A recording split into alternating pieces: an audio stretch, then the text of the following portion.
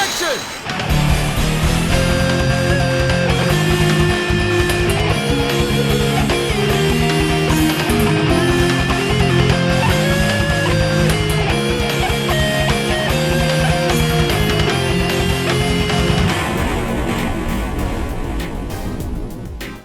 Hello, every pony. I'm MasterCode, your ace analyst, and today we're taking a look at issue number 4 of the MLP Generations arc, and we finally get to see the ponies of G1 interact with the ponies of G4.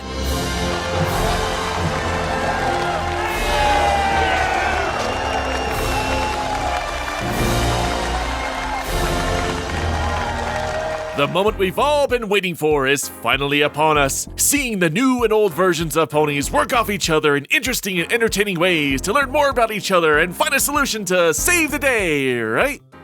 Right? You'll be sorry! Huh, I wonder what that means. Anyway, let's dive into issue number 4 properly. So the opening scene is both generations of ponies meeting, and we're actually off to a promising start with them being rightfully awkward around each other's different designs and personalities. What are you, some kind of freak? Gotta say, it was an unconventional opening. I figured they would just hit things off immediately, but it was much more entertaining with them being weird around each other. Twilight and Starlight exposit to every pony about their situation and where they're from, while Pinkie discusses memes with Bon Bon. We became human. We then get a retelling of the events of the MLP movie, with the witches Hidearika, Draggle, the Smooths, their defeat with the help of Megan, the Flutter Ponies, and the Rainbow Power. So this actually brings up something I've been holding off since the first issue. When I discussed the first issue, I introduced you all to the series by connecting it to the first MLP movie to give the audience some context of what the series was about. The exposition that's given in issue number 4 is a great abridged version of the conflict that appeared in the movie, and this dialogue is necessary to give the ponies of G4 context for what is going on. The problem is if you were to walk blindly into this comic arc with no prior knowledge of G1 or the events that took place in the movie, the reader would be completely lost. Without context, when I first started reading this series, I myself was confused beyond all belief about who these witches are, what ponies they hate and why are they trapped in a volcano, among other things. Point is, without me setting up this series, even the hardcore G4 G1 fans are going to be taken aback by elements of the first issue. In other words, it leaves the audience confused and thus can't understand what is going on. Who are you? Why are you trapped in a volcano? Why are there suddenly humans in Equestria or whatever pony world dimension this is? What was the prank that their grandma played on them? Who are your moms? Where are my pants? Explain!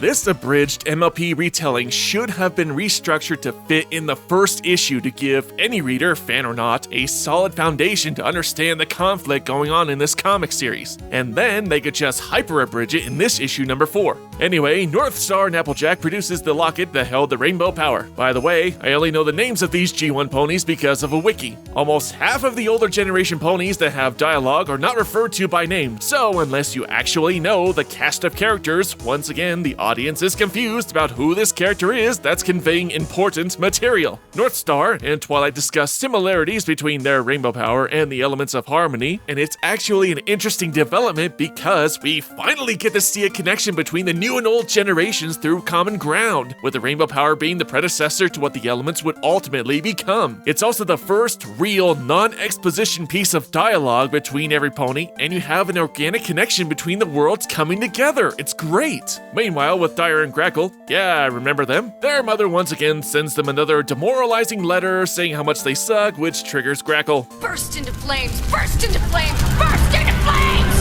The reasons why I'm so critical of these two and why I really don't care is that every issue they do so little. Oh sure, they created the Smonies and mediate the plans to attack Equestria, but every time we cut back to them it's pretty much, oh, we hate these ponies, our plans will come to fruition, blah blah blah blah blah. I understand the comic is trying to introduce some sympathy into the villains with their hard work never being appreciated by their mothers, which basically cranks up their anger to 11, and the few times the girls are actually bonding are decent, but otherwise it just feels like we're just going through the motions with Dire and Grackle every single time we cut back to them, and it's just not interesting. Back with the Smonies in Ponyville, they continue their plans to mess with the ponies in town with their streamers that apparently act as fiber optic cables. Meanwhile, Black Belle shows off her latest jumping techniques to Ocellus.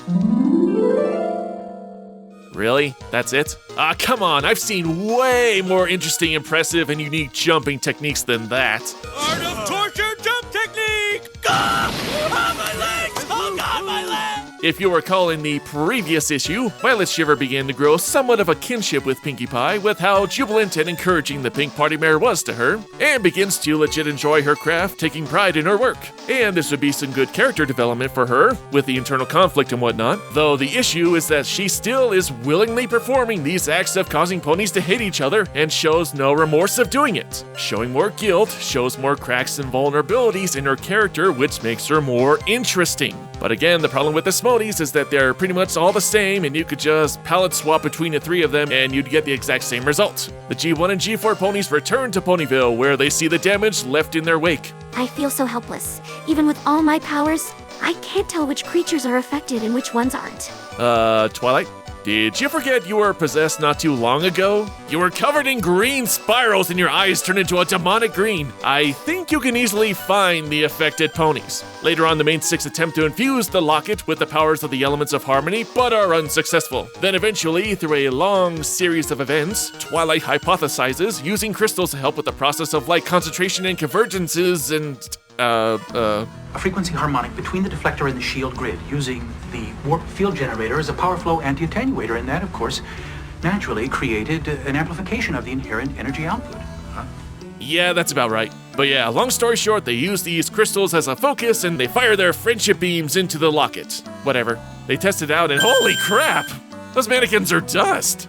And to think, those mannequins were just 2 days away from retirement. Trench reports back to Dyer and Grackle, interpreting the Smodies' actions as them just wanting to party, and this really sets off Grackle, and the comic ends with the two making their intentions to crash the Best Friends Festival. So that was issue number 4 of Generations, and I gotta say, it was pretty lackluster. 4 issues in, and the ponies of new and old generations finally get together, and nothing interesting happens for the most part. It's mostly just exposition between them all. I want to see their counterparts interact with each other more and actually talk and learn something from one another. The G1 ponies are mostly just there to give the main six the locket and are otherwise just spectators after traveling back to Ponyville. The Smodies and Witches, again, aren't really that interesting, and despite a number of things happening, the issue was pretty much uneventful. We're on to our last issue next time, and we'll see if the conclusion is a satisfying ending or a disappointment. Well, that's it for the day, guys. Until next time, MC